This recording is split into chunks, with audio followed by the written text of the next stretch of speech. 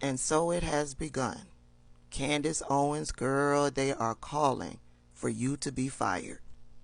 You've had a lot to say, girl. You have had a lot to say. Now, what I've seen you say, I don't view it as anti-Semitic, but we know how it rolls here in the United States. If you are not speaking in support of Jewish people or Israel, it's viewed as anti-Semitic. And this is what you recently said. My grandfather grew up in a segregated South, and so when I'm walking through Jerusalem and you see, and they say these are the Muslim quarters, this is where the Muslims are allowed to live, that doesn't feel like a bastion of freedom to me. So I guess. Oh, I don't think it's where they're allowed to live in Jerusalem. I think it's that there's an Armenian quarter. It's not saying the Armenians can only live here. It's that there are communities, just like there's a Jewish community in Jersey here, and there's a Muslim community in here. I don't think, Now, that's some of what you said. Now, I don't view it as anti-Semitic. I view this as a conversation happening between two people. He quickly educated you on what it is that you said. But over there on Twitter, they are retweeting this clip and calling you anti-Semitic and calling for you to be fired from the Daily Wire. They're also sharing this clip.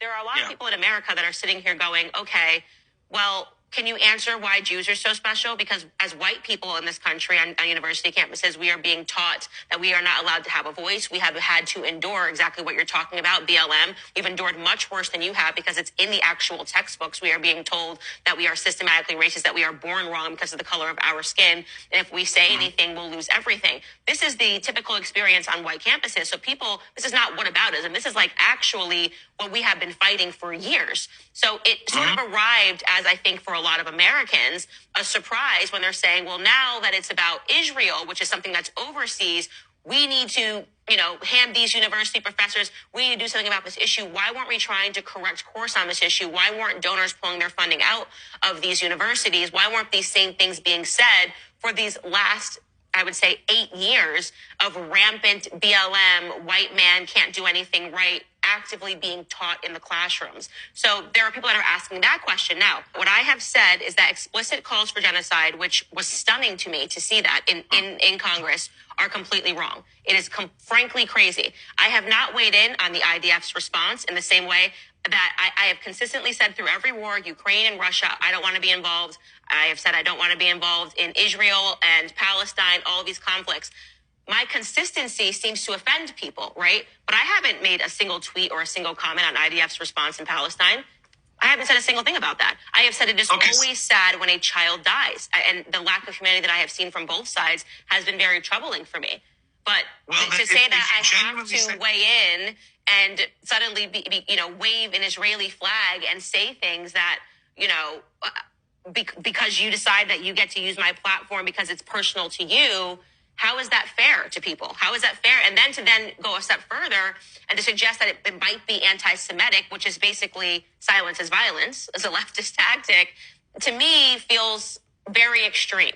This is not about a geopolitical dispute between Israel and Palestine. This is about an ideological mission to rid the world of Israel and the Jews. That's what I think people misunderstand. Yeah, well, Jews live very comfortably in the United States of America, so they're not going to be, obviously Jews lived comfortably in Germany before World War, before Germany too. They did. Doctors, lawyers, I really struggle when people start using, things that have happened in the past that are abhorrent, like slavery, to say that, like, if this doesn't happen, then slavery is going to be back, or if this doesn't happen, then it's going to be the Holocaust too. I think there's a lot more meaningful chatter and discussion that we can have. We don't have to resort to that kind of, History repeats itself if you forget it. You have to be conscious, and Jews especially. Unfortunately, I'm a grandchild of all 4 of my grandparents are Holocaust survivors. So what do you make of the Holocaust survivors and the Jewish people in New York City that are protesting on behalf of Palestine? That's a great question. I think that there's a very strange, bizarre, it's the same people that you would condemn as the white people who bowed down to BLM protesters, who hate themselves and feel a certain sense of guilt.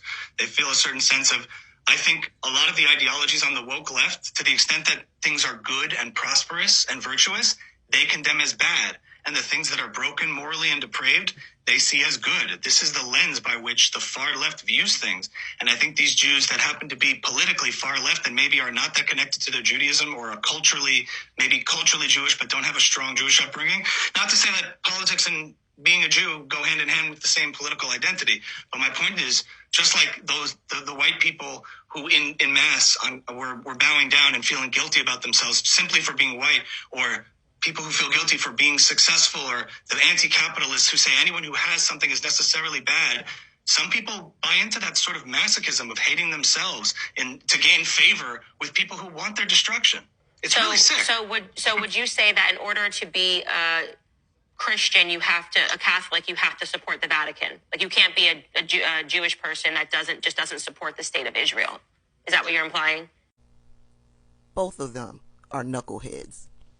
Candace Owens is using Black Lives Matter to further her narrative, and he's using Black Lives Matter to further his narrative.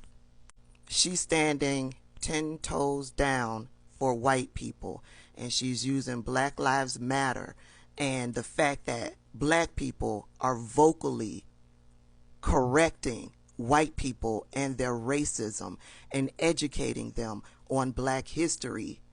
She views that as white people being oppressed on college campuses.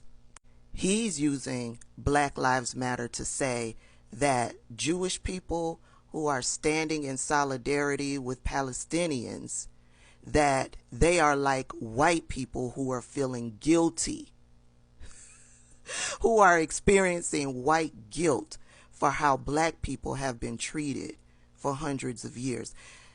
Jewish people standing with Palestinians can't simply have a heart and think it's wrong that they are being exterminated. No, Jewish people aren't closely tied to their history, their heritage. They're feeling guilty, is what he's saying. They're both knuckleheads, but I can pull out of what Candace was saying and apply it to black kids on white college campuses all across this country. They are harassed and bullied by racist white people regularly across the United States at white private institutions. There has been story after story after story, and none of our Jewish political leaders have gotten up and demanded that black kids be safe on these college campuses. News media, Joe Scarborough, has not taken up a whole segment to demand that black kids on college campuses be safe from harassment and bullying from racist white kids. But in the end, it's Candace Owens who they are calling to be fired from the Daily Wire. I took a snapshot of a couple of tweets. Here's one of them. There it is. I've been saying for years that hiring Candace Owens is the one massive mistake the Daily Wire has made. I genuinely hope they rectify it. It looks like Ben Shapiro has finally had enough. Here's the other snapshot. I have no idea why the Daily Wire and Ben Shapiro haven't dropped Candace Owens. She's a complete fool. Now let's be clear. We all can see her anti-blackness in that one clip, right? All of these people out there on Twitter that are dragging Candace, none of them are talking about her anti-blackness. None of them. Only that she's anti-Semitic. This last tweet shows how serious this tension between Ben Shapiro and Candace Owens is. They have unfollowed each other over on Twitter. Remember, I specifically showed y'all, I gave y'all a visual how Candace Owens will tweet something anti-black and then Ben Shapiro would retweet it. They used Candace Owens' voice as she spewed the racism that they couldn't. I got my eye on this one, y'all. I'll keep y'all updated. See y'all later.